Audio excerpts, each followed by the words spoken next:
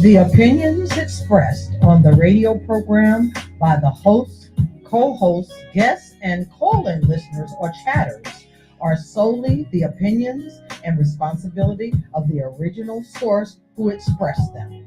They do not necessarily represent the opinions of Genesis Radio, www.genesisradio.com, Genesis Radio's owners, management, or affiliates.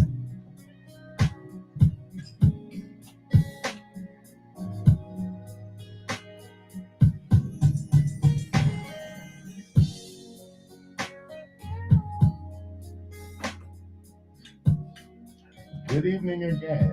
Welcome to GenesisRadio.com. This is the Empowerment Show, and my name is Kendall Stevenson. I'm the host.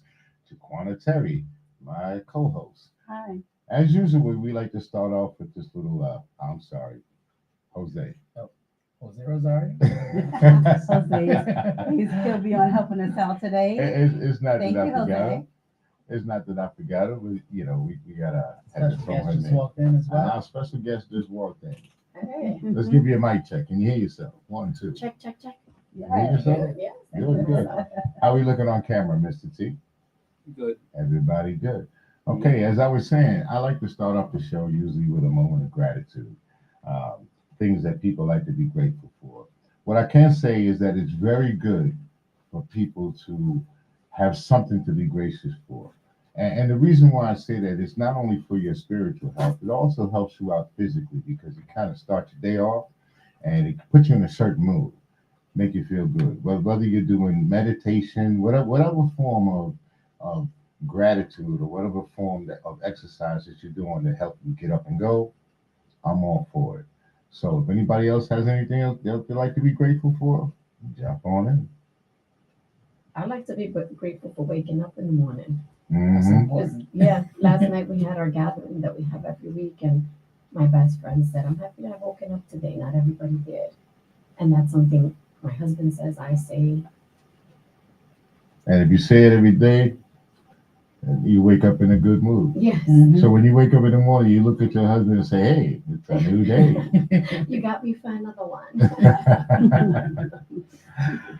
My girl, what's happening? You know, I'm always grateful for family, life, the things that matter most. A lot of disappointment because it shows me what matters most, as well as the sun, because I love to be out there and get that sunshine, and so that can give me, that sense of vitamin D, so that I can, feel good. Because so for some reason when it rains, my mood is down, but when that sun is shining, it just gets me going. So yeah, I'm grateful for that, and of course God. Yeah. Nice. My man. Me, I'm grateful for the people I'm surrounded by. I gotta say, I have a big group of positive people who are making moves in this town, in this area, and I love it. I'm Yeah. very grateful. Doctor. So we're gonna slide on over to you. From the boogie down. Originally from East Harlem. Originally from East Harlem. And then came here from the Boogie Down. So how did from the boogie down to here, right? Mhm. And you here, what do you do while you're here? What don't I do is a better question. I just came home from dropping my kids off. They had tennis after school today. So my first job is being a mom, and I said, she's taking us deep already. She Yeah. said, I'm grateful for this appointment. I was like, I better sharpen up. She's taking us deep already. But so my first job, I always say my most important job is being a mother, right? Mhm. Raising 2 Hispanic boys in an area that is not was not set up for them, right? But Got a that better word. because we're Not here, exactly user friendly. that's a good way to put it. But through the work that all of us and many others in our community from different backgrounds are doing, we're creating those spaces for them. Right? Mhm. So my work focuses on advocacy, on being a voice for those that are not able to be a voice, right? When you talk about what are we grateful for, yesterday and at least once a week, I talk about the reality that not everybody can read and write, right? We have members of society and in our own community who are illiterate. And so they're not able to communicate the way that we can, or members of our community and society that do not navigate the English language or have citizenship barriers. And all of that means they are not comfortable and are fearful actually to speak up against any issues that their kids might be facing, that they might be facing regarding education or healthcare or any system that is not working for them, which is likely every system to some capacity. And so I pride myself on educating myself and others on what are those issues, and being able to use my privilege, because it is a privilege that we're each year able to speak freely, right? And that we're able to communicate in the ways that we do. And so how my question to myself is always, how am I using that to create space for others and make it safer? And I love what you said, so many positive people making moves in this area, because it does take all of us. It really does. Yes, it does. And just to interject here, you are actually listening to Dr. Damari Bonilla Rodriguez, I correct? guess you're pronouncing that Okay. perfectly. Yeah, that's what she does. That's what she does. You're man. listening, you're hearing the wonderful voice of Dr. Rodriguez. I just wanted to I don't think we introduced you. Okay. We have one caller. Good evening. Welcome to the Empowerment Show. Give us a call. You gave us a call. What's happening? What do you got to say? We'd like to ask you to turn your radio down, please. Turn the radio. Turn the radio down. Can you turn your radio all the way down, please? Thank you. You have a question for the doctor? I think they hung up. There's some feedback, so they'll probably give us a call back. Okay. Give us a call back. Anybody else want to give us a call? The telephone number here is 888-304-4401. That's 888-304-4401. You know, doctor, I was when you were talking about the the illiteracy of children, I back in the 60s, people that look like you and I, they didn't have people like you to help people like me. So I was one of those people who have developmental dyslexia. So I think you know what that is, right? So my reading and writing skills didn't come into play until I was 14, 15 years old. So I understand about those type of people and the service that you perform. Do you do this in the Board of Education, or are you your own group, or? So it's my life's work, because of exactly what you mentioned. It wasn't until you were a teenager that you were able to develop those skills. And my grandparents raised me. I grew up in the projects in East Harlem, New York, and they didn't speak the language, and they went to the first and the third grade. So I always say that when I communicate, I'm trying to communicate with them. Although they both passed away, that's my lens. So there are times when people will make comments because I don't use academic terms, and I don't use complicated language. So I actually have to do the reverse. When I'm in academic spaces, I have to kind of switch it on, because my everyday lens is, could my grandparents understand me? Because if they couldn't, does it really matter? Because if they couldn't, then a first grader, a third grader couldn't, right? So with us, what they always tell us, are you speaking white?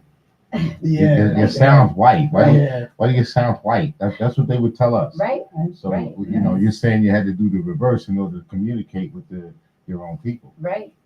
And really just to make sure that everybody is receiving the message, so that people feel connected, right? Mhm. So I did actually serve on the Board of Education. So I was the first Hispanic elected in this community in the East Stroudsburg Area School District in November of 2019.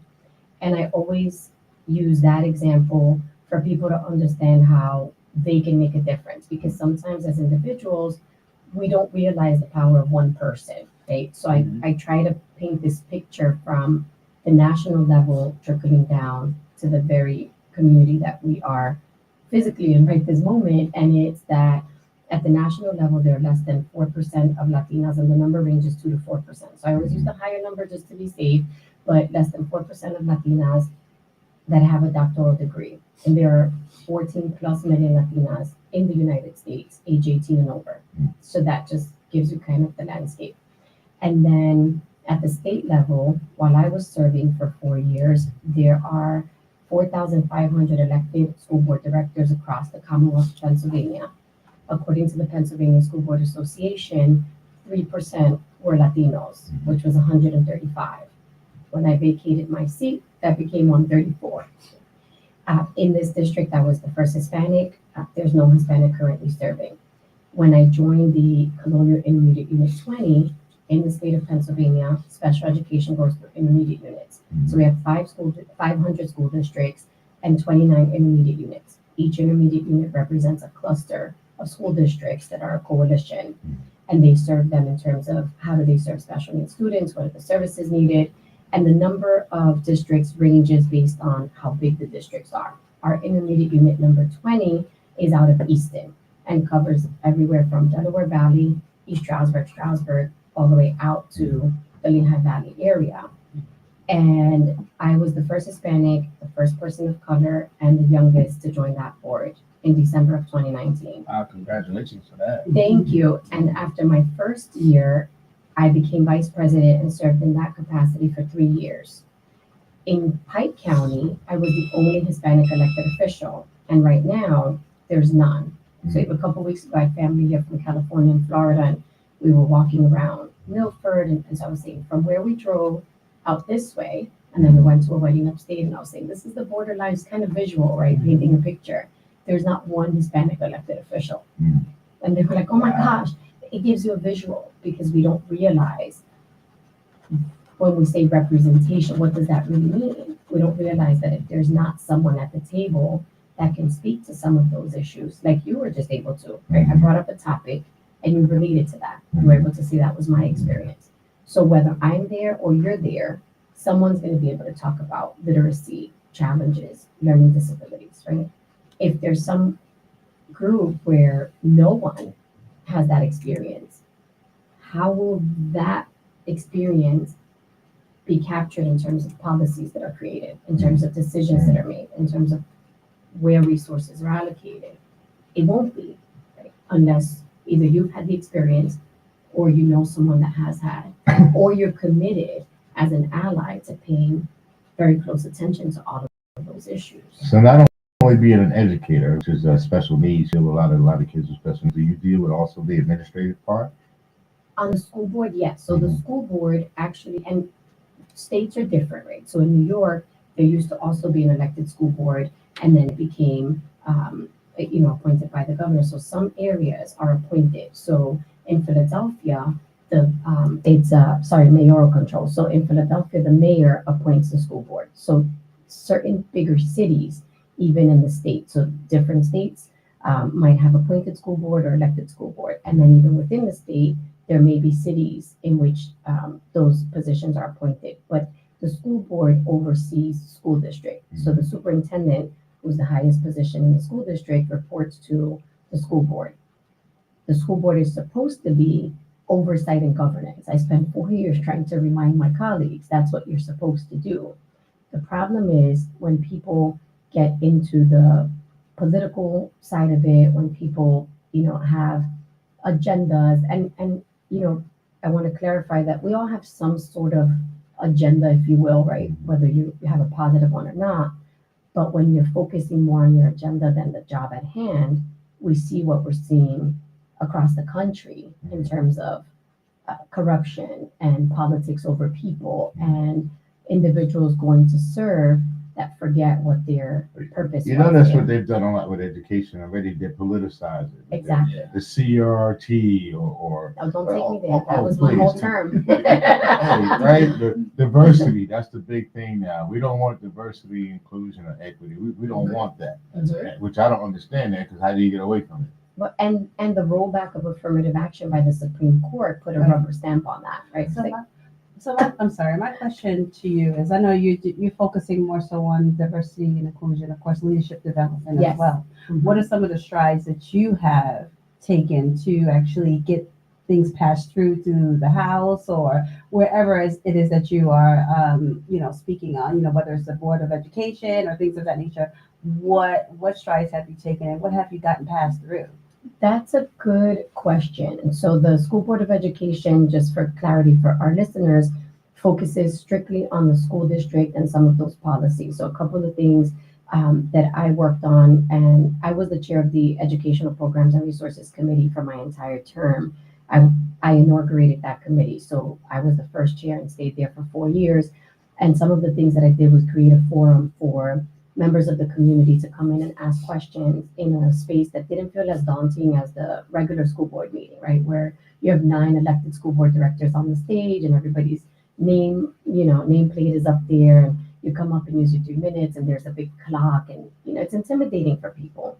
And so we would always meet by Zoom, started during the pandemic, of course, and we kept that because people would log in from home and just sort of be comfortable. And we had the flexibility not to time those comments so you could have more conversation.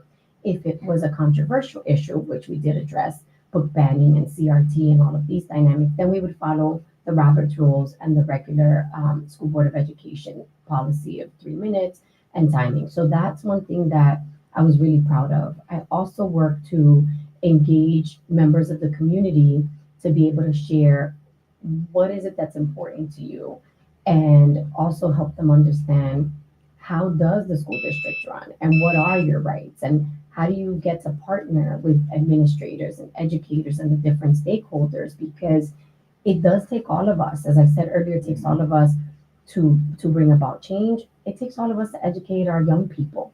And then also I helped bring funds and helped have some of my external. I have a national network and I've done a lot of work in the nonprofit sector. And so I've helped have funding opportunities to bring dollars. During the onset of the pandemic, I helped partner with the Secretary of Aging at that time and brought a $75,000 grant to feed the elderly. So when our buses went out to feed the children, they also were able to feed the elderly, which was such an important part because Monroe County had the largest, fastest growing elderly population. And even this morning, I was talking to somebody who's a leader in our community. I won't name, but an issue that they're having with their elderly parent and some challenges. And I said, you know the language, you don't have citizenship issues, and you're connected, you have a leadership position. Imagine those that aren't. Right? People don't know where to go for support and help. So I always, if somebody calls me to complain, I would always say, and I still do, don't call me to complain, call me to thought partner on a solution, right? Because I can't do it alone, but also explaining to them. Somebody calls and says, my child is being bullied and nobody's doing anything. Well, there's always more to the story. I'm not going to say, you're not telling it, you may not know it, right? Or you're just sharing what you know. And so I would always say, these are the things you have to do to document, to talk to people, to just kind of help them navigate. Who is it that's available to you? How do you engage with them? What's the process? And the more we do that, the more we break down the silos of politics, of, quote unquote leadership, which oftentimes is not leadership, it's actually titles versus people, right? Dr. Martin Luther King. And letting people understand that people have the right to be part of processes, right? And then just other work that I do, I'm appointed to the board of Monroe County Children and Youth by the county commissioners. And that's a point of pride because I was raised by my grandparents. And, I know what it's like not to be with my biological parents. And sometimes you're embarrassed when you're at school, right? And somebody has their mom or their dad and you don't, whether you have a single parent, a foster parent, an adoptive parent, an extended relative. My grandparents were older, and so there were comments around that. Early on, though, I learned how blessed I was to have them. And so that and everybody adopted my grandmother as abuela. So, right? Yeah, so that helps. So I chair the education committee there. You don't speak Spanish. I do. Just He's going to test you. He is. You don't speak no Spanish. In the spirit of positivity, we're not judging. That's right. That's right. Thank you for that. Yeah. So on the board of Monroe County Children and Youth, I chair the education committee. So it's always education related. That's my thing, right? It was my out, right? And my out from life, from the stressors. So I would say when I'm learning still today, there's no such thing as I've reached the highest level. There's always learning. So if I'm in a webinar or a classroom, I actually started a new program on Monday for women entrepreneurs that's funded by NASDAQ. Run by NASDAQ, funded by Wells Fargo. I think I saw a flyer or something. Yeah, like that. I'm pretty excited about it. So when I'm learning, it's about me, right? Then life is stopping for an hour or 30 minutes. Well, that makes you an and that's all about learner. me. That's what it does. It makes you an all learner, not an all knower. I like that. I did like to ask you about mental health issues. I know you have to deal with that pretty much in the education system. Yes. So how do you deal with the children when they come and they have mental health issues, like to evaluate them, so forth and so on? Yeah, so that's a great question and so relevant right now. First of all, mental health impacts any age, anyone from any racial, ethnic background, any socioeconomic status. It doesn't matter where you live, you can be impacted by mental health issues and trauma. It looks different for different people. My mom was a victim of homicide. She died when I was 8. She was 27. She left 3 daughters. I was the eldest. That's trauma from early on. Mm-hmm. But yesterday, someone was sharing an experience with me who, at a glance, is a middle-aged white male, seems to be good to go, no issues. But there was an experience with a comment that was made by an educator that is deep rooted. And I said, that's trauma. I said, right? So we can never, I just want to stress, we can never stereotype who is impacted by mental health. That said, it is a focus area because I always say that you cannot educate a child if you're not considering their basic needs, right? If a child is cold because they don't have a coat in the winter, doesn't matter whether they know that 2 + 2 is 4. If they're hungry, if they're homeless, these are all issues that have come to the forefront. They've always happened, but come to the forefront during the pandemic, right? Because more people lost their jobs and were sick, and some people passed away, and the kids ended up with other people. So we see more of that. So one of the things that I partnered with through the education committee on the school board was ensuring that we had holistic positions that were focusing on the whole child. So not just guidance counselor positions. So some of the comments, because no matter what you do well, you'll hear, right, negative comments, and you have to say, okay, it comes with the work. Or well, we removed guidance counselors. We didn't remove guidance counselors. We looked at the whole child and understood that a child that is misbehaving is dealing with other issues, right? So the guidance counselor has one aspect, the social worker has one aspect. A person, we put 2 people in place in each of the high schools, North and South. A person that became new to those positions was a reflections coach. That individual helps the student look at their behavior, think about what might have prompted that behavior. How can I get ahead of that behavior and not allow that to take me down a negative path through the process of restorative justice, through being able to, if I had a fight with you or if I disrespected an educator, writing a letter, maybe explaining where some of that came from, so that we empower our young people and our children to take charge of their well-being, right? And we know that anger and resentment, fear, all of those emotions take root and they come out in some of those behaviors. Also through Monroe County Children and Youth, it was a great opportunity. I'm a connector, and so it was a great opportunity to bring together Monroe County Children and Youth, the school district, the CIU 20, and then other organizations to partner. I was the Poconos Commissioner for Governor Tom Wolf for 6 years until he left office on his Latino Affairs Commission, and I chaired the statewide education committee.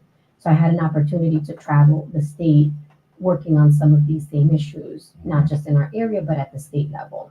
So some of that advocacy work I'm still part of, and I served on the Pennsylvania Department of Education's Equity Task Force. I chaired the subcommittee on advocacy, where I was able to guide a committee on providing language for administrators, educators, school board directors to address some of what you talked about, right?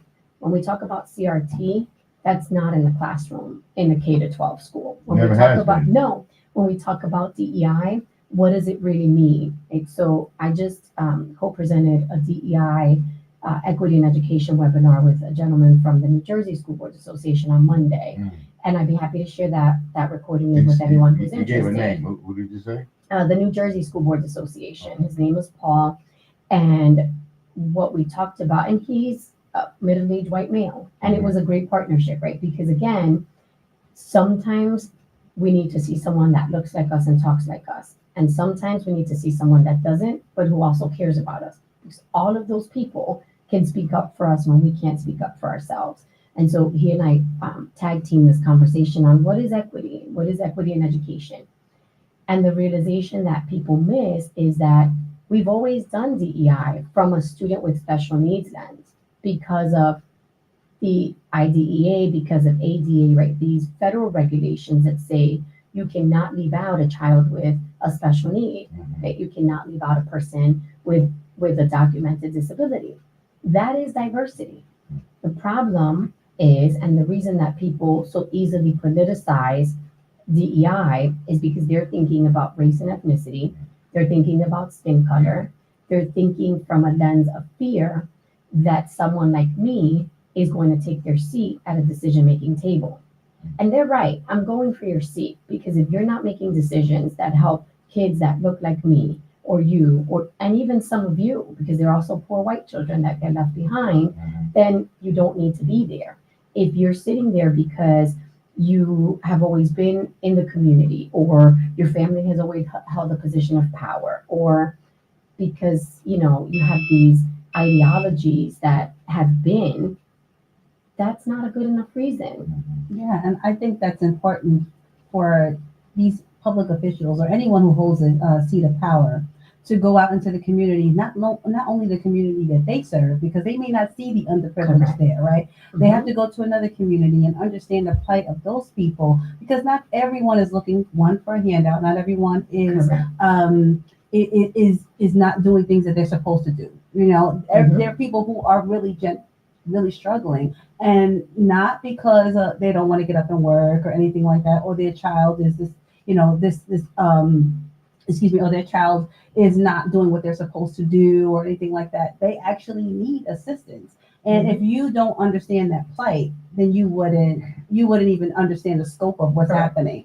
My children, they've never had any learning disabilities.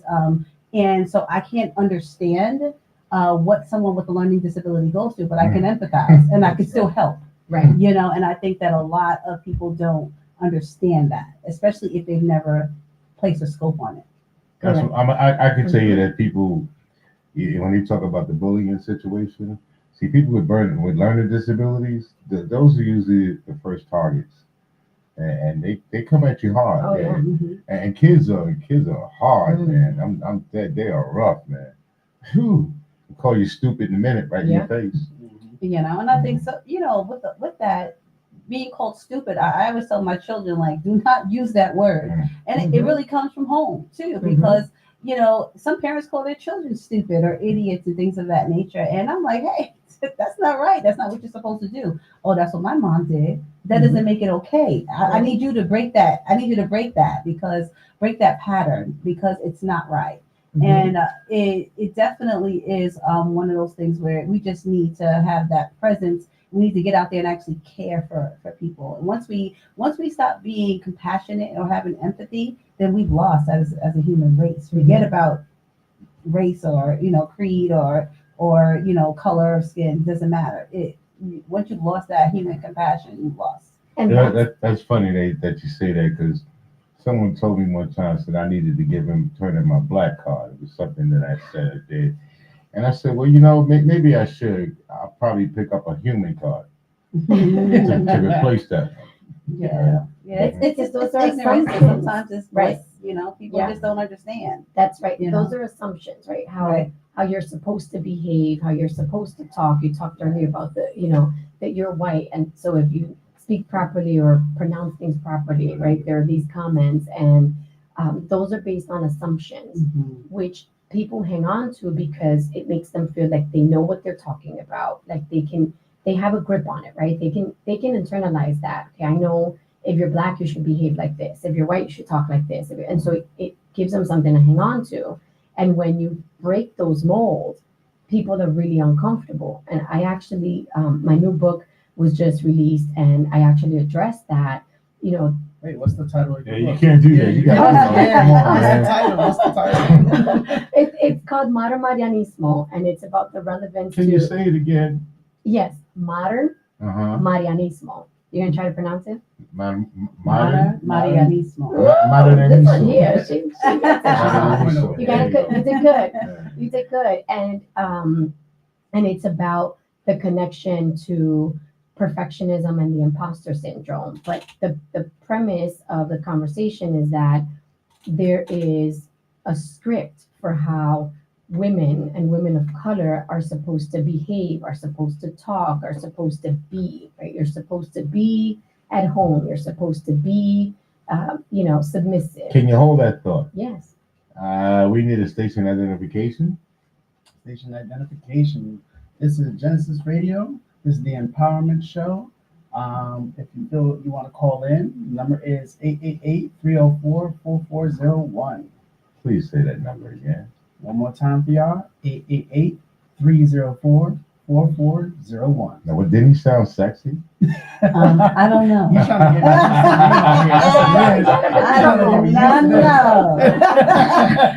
Okay, Dr. Damani Bonilla Rodriguez, you can keep going. He gonna let you keep He going. was trying to check if everybody was awake. Yeah. I was like, So then I write about how trying to meet those expectations and those standards that are imposed by society in some of the ways that we've been talking about already, but also self-imposed if you internalize in the way that you were saying, right? It's inside, then we're trying to be something that we can't be because we can't be perfect, right? So when you go out and speak in a public event and you motivate all these people and everybody leaves inspired, and this is something I've done, and you come back and say, yeah, but I didn't make dinner tonight, or I missed my kid's game, and so I didn't meet that expectation for myself or for others. I'm not the greatest mom. Those are some of the challenges that we navigate. Then you end up in that imposter syndrome, and the conversation on imposter syndrome is wide right now, but I'm bringing it up from the lens that even when I can sit here and I appreciate the opportunity to actually reflect on the questions you ask about, like, what have you done and what have you introduced? Because I don't always do that. Now I've been more conscious about doing it, but sometimes we're going, and when we are working for others, we're just on the move and we don't stop to say, I feel good about this or that, right? So you end up not accepting the success that you have had or recognizing your achievements. And so then you're in this kind of vicious cycle, right? So my own journey is captured, and it's an extension of my doctoral research from 14 years ago, where I wrote about the characteristics, positive influences, and the areas that hinder. That focus was Latina leadership. And over the last 14 years, as I've done the leadership development work that you talked about in different sectors, I've worked in corporate, in government, in politics, but mostly from an advocacy and on the grounds community lens. I've heard from women from all backgrounds who have said, to some level, that impacts me, because Marianismo is a word to describe Latina women's behaviors. And so I had an African-American colleague, and she's a PhD, and we were talking about it, and she said, that's impacted me, but I didn't have a name for it. And I've had Italian women say to me, oh, in the Italian culture, that is so similar, right? So it's come up, and so in the book, I brought in it, and my husband read it. He didn't touch it until it was physically here about 3 weeks ago, and he read it, in one weekend, because what I did was simplify all of these complicated topics with a little bit of research, a little bit of me, and and a little bit of strategy, or how can you kind of work through it in a way that you could pick it up, and each side is a page of text and the left side is a photo, so that it kind of breaks up, right, all of this complicated topic, to give you a chance to actually get your head around, oh, this is what I've been facing, and so let me think about what can I do to work through it. And this is a form of trauma, what he said too. When he's speaking to someone and they say you're speaking white, that could, if he wasn't a stronger person, if he was a weaker person, right, that person would probably say, you know what, I need to change the way that I actually am, because it does not fit someone else's description of who I should be. And that's when you get that imposter syndrome, because you're thinking, you know what, I should be like this, but no, you should be who you are supposed to be, who you're called to be, and no one gets to dictate that. That's right. And you should be proud of it. That's right. Agreed. And that's exactly what I said in the book. You have the freedom to define yourself. I love it. So while I was writing it for women, I have had several men, including my husband, that have read it and said, this spoke to me too, because in exactly how you shared, there are some experiences that even men have with others' expectations. You know, it's more prevalent for women because of just the way that society has always viewed women, including the comments made by the football player at the commencement. Yeah. It's like, Oh, my God. what in the world? Yeah. Your religious views are your own. The way, that's all fine and dandy, but you have to be careful the lens that you put forth in terms of the expectations. I love cleaning my house. I talk about that all the time in different platforms, from podcasts to a stage in front of thousands of people. I love cleaning my house, not because I was told that I had to, but because I always say to my family, this is my love language. When the house is clean, when it's in order, I feel that it minimizes chaos and it keeps things calm. Gives There's a you level, peace. exactly. There's a level of peace, And and to be I honest, relate a to little that. control.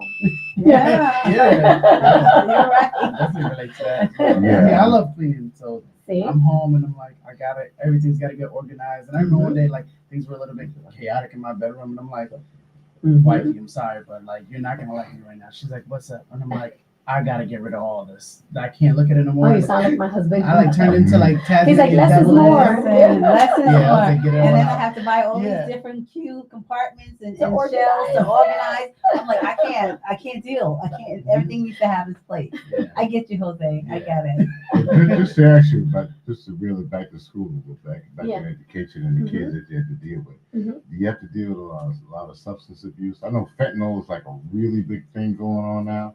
Do you have to deal with it? And if you do, how many children do you have to deal with that situation? So I will answer generally in terms of education, because of course the specific numbers and situations are protected in terms of protecting student identities. But in education, in addition to some of the issues we've touched on, like homelessness and mental health issues and, you know, racial and ethnic dynamics and DEI, the substance abuse piece has been critical. It also impacts mental health. It also impacts some of those other areas we've talked about. But one of the biggest areas that schools, not just in our district, but across the country, have had to deal with is the vaping. You know, people think it's not a big deal. It's some parents and guardians have allowed students to vape because they don't realize the negative impact, right? And it doesn't feel like, you know, a cigarette, or it doesn't feel like a beer. It doesn't feel, and so, you know, they think that it's minimal. But the vaping has been the biggest in terms of substances issue across the country, and seeing children as early as elementary school and more children even in middle school than you would expect have accessed vaping. In the state of Pennsylvania, there is a survey that all the school districts give to students to understand what the issues are. And that's one of the data points that we are able to speak to, that we can look at and say, oh, there's been an increase in this use, and what is it, and be able to identify it. That's a way that you can protect students' identity and data and use across the board data. And that has demonstrated that vaping has been the biggest issue. One of the challenges in terms of education, and you touched on it earlier when you said it comes from the parents, it comes from home, right, is that school districts have regulations that, policies and regulations that a child, student vaping, bringing the paraphernalia to school ends up in suspension and, or depending on the gravity of it, being expelled. And what happens then is, when you don't have a home life that is conducive to saying, okay, we're going to work through this, we're still going to figure out how to get you educated, we lose those young people. Like, they fall through the cracks. So some of the other programs that we did put in place were programs with the coalitions and task force addressing substance abuse. And that was very personal to me growing up in the projects in New York City, having family that was incarcerated and that dealt with all of these dynamics, knowing how that can derail you from even a little bit of a positive future. Like, that's critical for our students. And so we did put in place a program that allows this individual that's leading it in this district, and other districts have done other things, but to work with the student and their family. And there's a commitment that the family has to make in addition to the student to help the student work through it. And what it does is it cuts here in the district, it's an alternative to expulsion. It cuts the time in half. So if they were going to be expelled for 90 days, it would be 45 with successful completion of the program. And it creates a support network for the student to be able to work with this person that's leading the program, with experienced individuals from the coalitions, with their family, and then with other students that have been there. And there has been a huge success rate here in the district with that project, because if we cannot prevent it from happening, which prevention is the best thing, right? If we could prevent it, great. But if we can't, then how do we get ahead of it? That's a very good question, almost like a loaded question. If you want Yeah, to you see, I stopped. if we kind of knew how to get ahead of it, then we wouldn't have a problem at all. But we should always keep asking ourselves, right? Yeah. So that we're actually taking steps and putting in place Well, measures. that's very good, and it's nice that you're a good pillar of the community, as they want to say. But how do you lead by example? What examples do you have that you lead, that so the children or other people or parents or a person like me, what do you do to give me examples? That's a really good question. And it's actually the way that I've lived my whole life, because when you're 8, everybody says I was a grown up when I was 3, because apparently I was taking the microphone at church and preaching of some sort. But, and I guess at 4 I said I wanted to be a criminal defense attorney, which I did, but I couldn't afford to go to law school because at the time you had to only go to school, you couldn't work and go to school, right? So back to your question, when you're 8 and you lose your mother and you don't have that example, right? I didn't have, I was actually texting with my sister this morning and saying, I'm really proud of you and my other sisters, 3 of us, and us, because we didn't have an example of what it was like to be a mother or a wife, right? Our mother died when she was young, and our fathers weren't in the picture. My sister's dad, was there later in her life, and he passed away about 2 years ago, but we didn't have that stable example. And so the fact that we have access to higher education, and we have houses that are also homes, right? Because you can have a house that's not a home. So we have physical houses, being that we grew up in poverty, but then we also have converted those into homes. It is the way I've always lived my life. How can I be a role model to my sisters? Because they were each 2 years younger. So my sister was 6. My sister Carmen, she's in LCSW and she works for Child Protective Services in New York. And my sister Erica was 3.5, close to turning 4, and she's a sergeant in the NYPD. And so I've always worked and my sister just posted about my new book and said, like, you've always been an advocate since we were teens, since we were kids, as long as I can remember. And that's how I've tried to live my life. I'm not perfect, but one of the things that I do to lead by example is share my imperfections. And so when I show up, I always say, when I show up to contribute. I'm also a fighter. People don't always like that, right? So I don't sugarcoat things. I've been in a couple meetings with you, right? I always say we don't have time to sugarcoat, because the situations that our children and youth are dealing with, especially, but that people are dealing with, are urgent. So I live with a sense of urgency and a sense of purpose. So when I come, I want you to hear what I have to say. Sometimes that's misunderstood. And so I do have to backtrack. That's an area that I can always be growing in and say, okay, but did you understand, to your point earlier, did you understand where I was coming from? Do you understand the dynamic? Some of it is just political and people just don't like me, and that is what it is. I'm not everybody's cup of tea. But in order for me to lead by example, I always try to share things that help people realize that I'm human, right? Like in the book, where I share my own experiences. I gotta read this book. And I've received feedback from people that have said, I didn't know that you deal with perfectionism, or I didn't know that you deal with imposter syndrome. And I'm like, I'm human. Yeah, Right? Yeah, we all do. We do. We all Yeah. do. And those are the silos we have to break down. Yeah. And that's leading by example. It's being able to say, I also deal with that.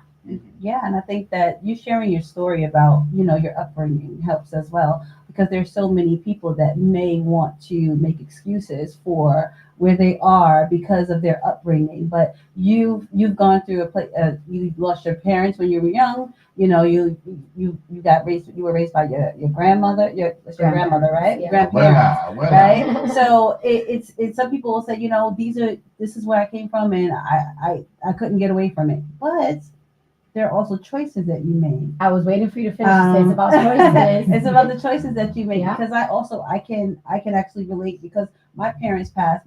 Both of my parents were in the 80s. They were in New York City with the crack epidemic, Wow. right? Mhm. So they both died young. 13 when I was 13 and I was 17. Wow. So now, there are people who will say to me, like, I can't believe that you're actually who you are today. I'm like, what can't you believe? It's the choices that I made, because I knew that I did not want to end up like that. Right. So let me do what I need to do to make sure that I don't end up like that. And I think that right there is a testament to your strength, one, and also to the fact that if you can do it, I can do it.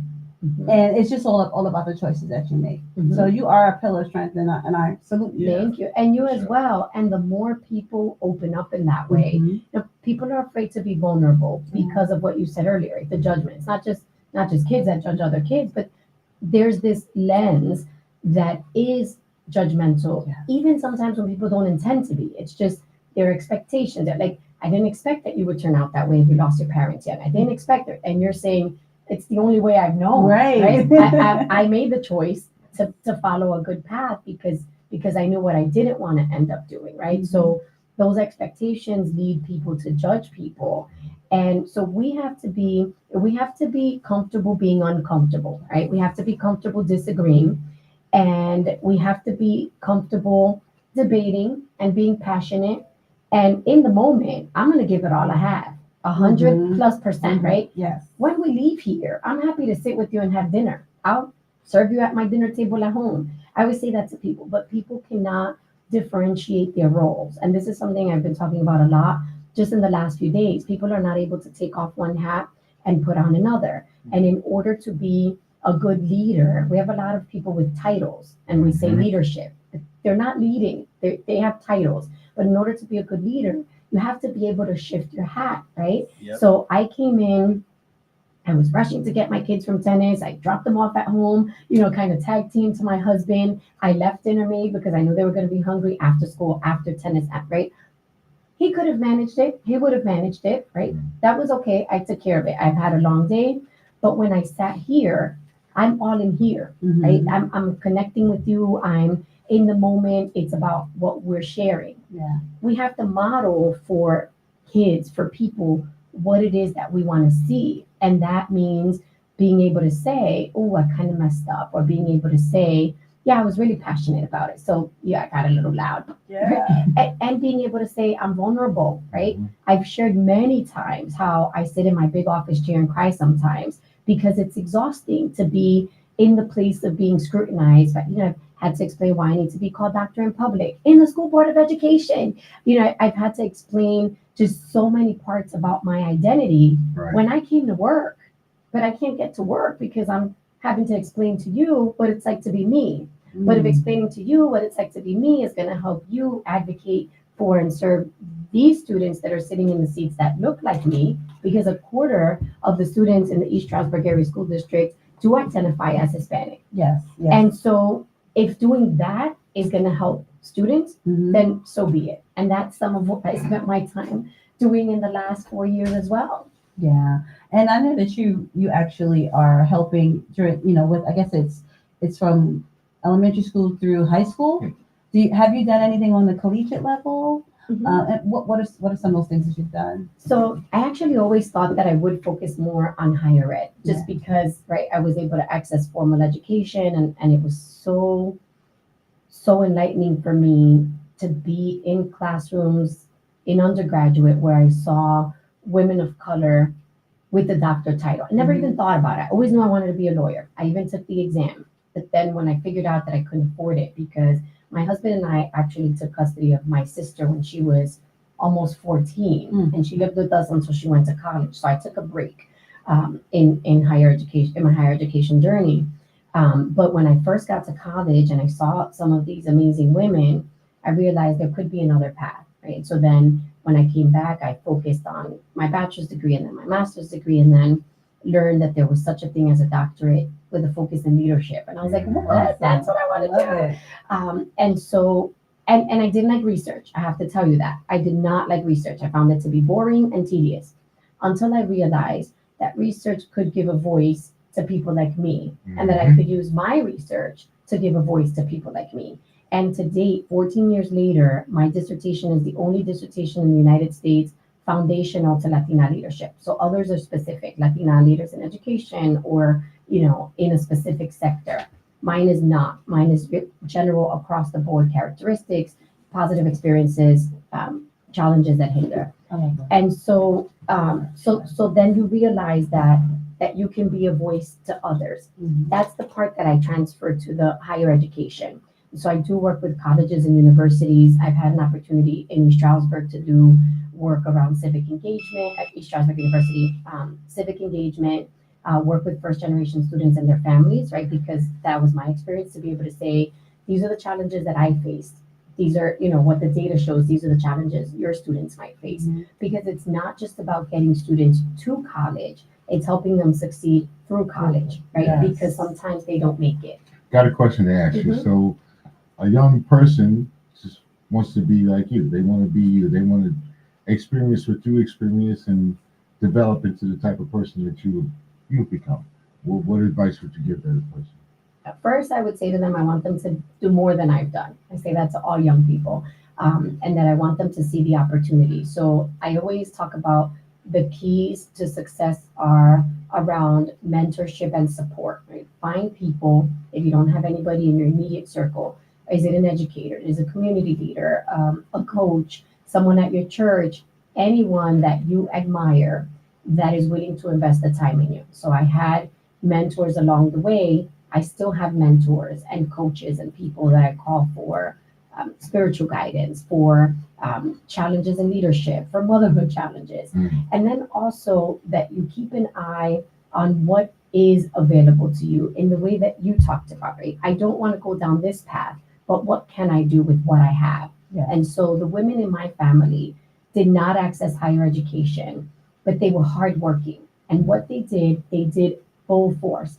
My aunt Esty, who's just 11 months younger than my aunt, all my aunts and uncles have filled part of that void, but especially her, she was a nurse's aide. She's tiny, very small frame, and she loved on her patients, and she would hold these individuals that were much bigger than she was, and she would move them, and I never knew how she did it. But she figured it out. She kept them clean, and they lived with dignity in the nursing home where she worked. And I would visit, and I volunteered there over the summer, and I loved seeing that. I loved seeing her in action. So what is around you that even when it feels like, I don't know where I'm going, things are crazy, maybe your immediate home is not conducive to that, what is around you that you can take and use that? And programs, right? I went to Girls Inc. when I was a girl, and then I worked there for 15 years leading their national diversity, equity, and inclusion efforts, going across the country, working with organizations and their boards and frontline staff on how to work with diverse girls.